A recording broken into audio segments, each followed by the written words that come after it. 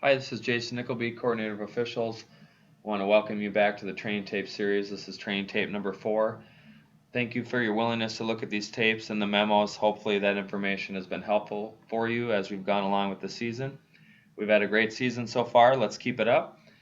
Remember, these plays aren't meant to pick on any one official or team. They're meant as a learning opportunity, and hopefully that's something that's working out for you so far.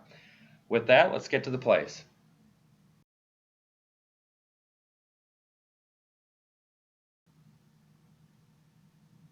I don't know if it's my all-time favorite, but it's right there, the old over the back. We've heard coaches and fans ask for this thousands of times in our career. It's just not a foul. They have to actually make contact. They have to push the player. In this case, both players go straight up and down. Our officials do a great job of passing on it. If this defensive player wants a foul, then they're going to have to block out and actually have the player go through their back. So, great job by the officials of passing on this. Over the back is just that, over the back. It's not a foul. Good job by the crew.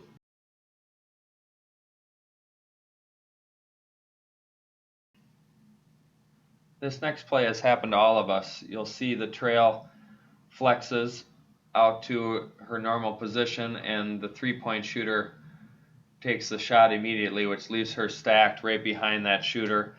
And if you look at the replay, you'll see that the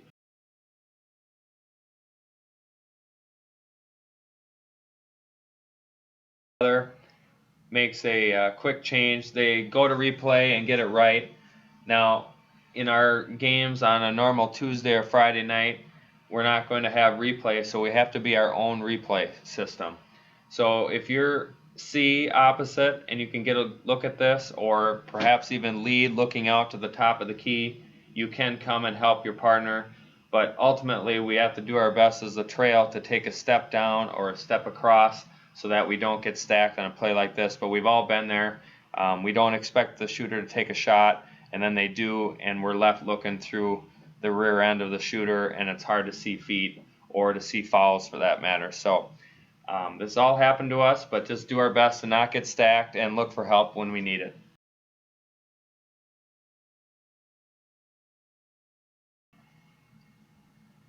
I think this next play is a really good example of getting the play right versus correct.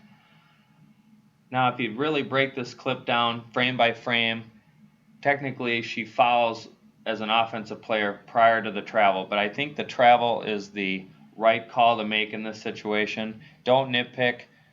Just call the travel and move forward. I think that is really the right play here, instead of having the best eyes in the history of officiating to say that the foul occurred exactly 1 nanosecond before the travel.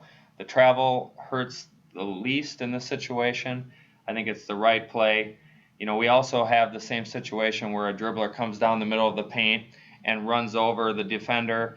If there's any possible way that there's a travel there, then just call the travel and move forward. Now, that doesn't mean you should make something up that isn't there, but if you have the choice between two calls, I think the right call in the situation is to go with the travel and move on with no one having any fouls. No harm, no foul. Good job by the crew.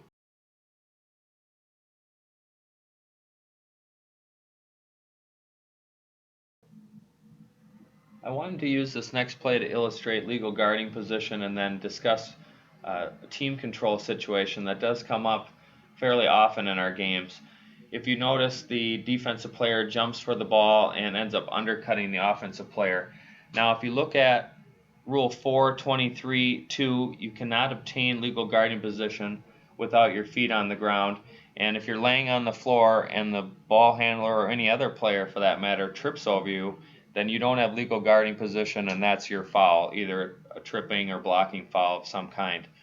And that's the proper call here, which is made. The other thing to keep in mind is team control. If the roles were reversed here and the offensive player were to undercut the defensive player, the offensive team still has team control, even though the dribbler doesn't have player control of the ball, which means we wouldn't shoot free throws on the other end if we were in the bonus. So just something to keep in mind. I know I've messed that up before several times, but just be aware of status, team control, personal control, or player control rather, and just be aware of those statuses and how it affects free throw shooting moving forward.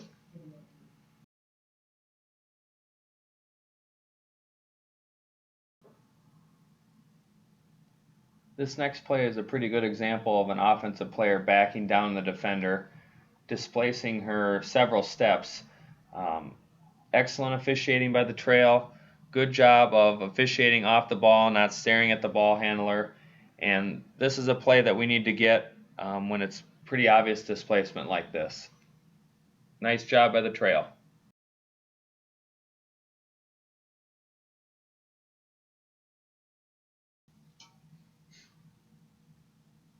I wanted to show this play because I think it's a pretty good example of lag time versus clock keeper error. In this case, I think the right decision is to not go with the held ball and wipe the half out and just start over fresh in the second half. If you have a bigger gap between when the whistle is blown and the horn goes, then you should get together as a crew and fix it.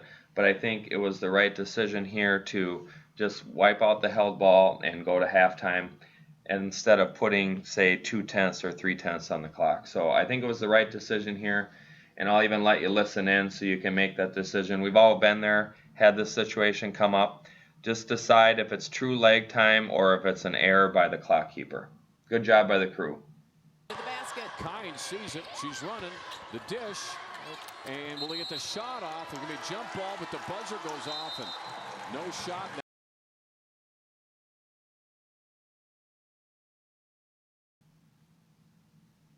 This play is a pretty good example of giving help and then what to do after you're given that help. We have an out of bounds play on the baseline opposite the lead. Pretty tough play for her to get. So the C comes in and offers help, and then the lead raises her hand and changes the call to the other direction, which I think if you slow it down on replay is the correct call. But this is the proper way to give help and receive help. You come in, give the information, and then the calling official, the original calling official, makes the change. Now don't come in if you think, come in if you know. And if you know, then come in with information and then make the change and move forward. But good job by the crew here. Proper way to handle asking for help or giving help, and then proper procedure to handle that change.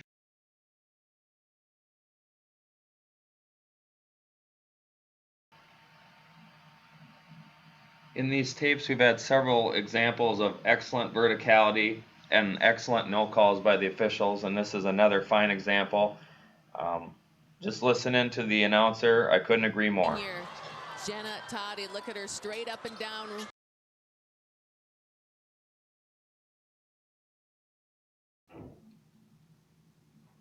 This play is an example of a play where we could have a long switch opportunity.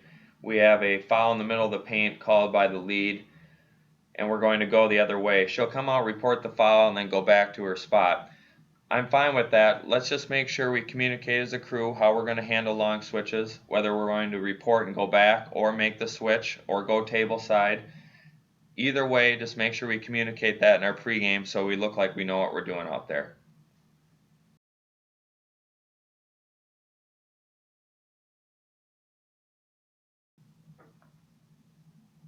I wanted to show this sequence of plays because I think it's an excellent example of matching calls on similar plays or similar calls. We're going to have a couple of excellent no calls on verticality in one half of the floor, and then we're going to go down to the other end of the floor and have excellent no calls on verticality as well.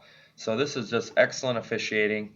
This is when coaches get upset, when we make calls or no calls on one end of the floor and then go to the other end of the floor and do the exact opposite. So just a fine example of officiating. Very well done. We have good no calls on verticality on one end, good no calls on the other. It's hard to argue with that as a coach, and they usually won't. So excellent job by the crew. Very nicely done.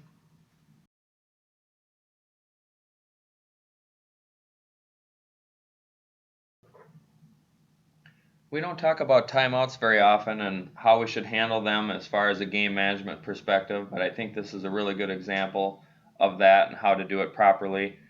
You grant the timeout, come to center court, point to the team, who called it, what kind of timeout, and then start the clock.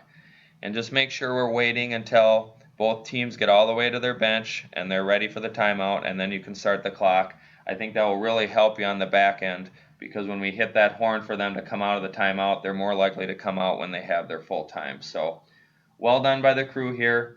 And then notice we come in, tell them the first horn, and they're already ready and they're already coming out. So I think that's an example of what I'm talking about. If you let them get their full timeout, they're more likely to come out on time. So nice job by the crew.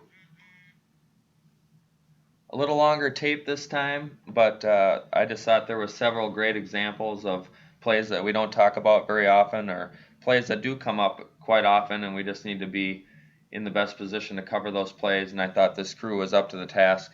So very nicely done by them. Thanks for tuning in, and have a great weekend.